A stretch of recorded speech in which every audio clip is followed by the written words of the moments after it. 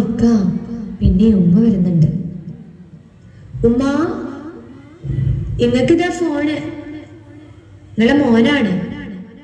വാലേക്കും സലാം. എന്താ മോനെ എന്റെ പാട്? സുഖല്ലേ? കൊഴപ്പൊന്നുമില്ല, ഇങ്ങനെ പോണ്. കാലിന് അപ്പോഴും ചെറിയ വേദനയൊക്കെ ഉണ്ട്. എന്നാലും ഇങ്ങനെ കണ്ട് പോണടാ. അതൊന്നും സാരില്ല, എനിക്ക് അവിടെ റാത്തല്ലേ. അത് കേട്ടാ മതി ഉമ്മാക്ക്.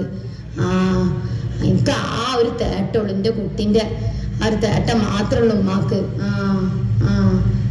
എന്ത്?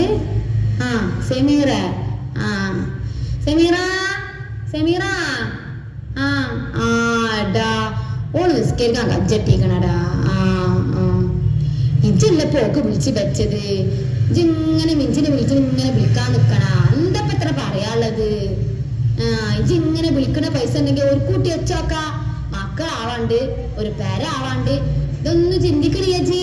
ഇജ്ജുള്ള പൈസ ഇങ്ങനെ ഓർക്ക് വിളിച്ച് കഴിച്ചോ. ഉള്ള പൈസ ഒരു കൂട്ടി വെച്ച് എന്തെങ്കിലും എടുത്തേക്കാൻ നോക്ക് നാളേക്ക്. അല്ല, വേറൊന്നുമില്ല. ആയിക്കോട്ടെ, ഇജ്ജ് പിന്നെ വിളിക്ക്. എന്നാ വേറൊന്നുമില്ലല്ലോ. ആയിക്കോട്ടെ മോനെ. ആയിക്കോട്ടെ. അസ്സലാമു അലൈക്കും.